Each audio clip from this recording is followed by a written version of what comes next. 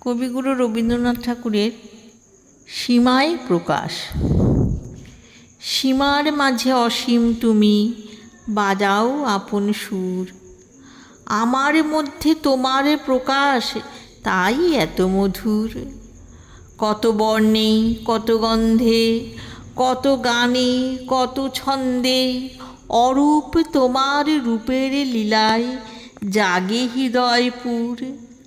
আমার মধ্যে তোমার শোভা এমন সুমধুর। তোমায় আমায় মিলন হলে সকলই যায় খুলে, বিশ্বসাগরে ঢেউ খেলায় উঠে তখন দুলে।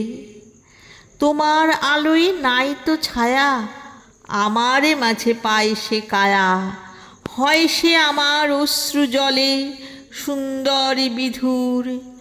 আমার মধ্যে তোমার শোভা এমন সুমধুর। আবৃত্তিটি ভালো লাগলে লাইক, শেয়ার ও সাবস্ক্রাইব করতে ভুলবেন না।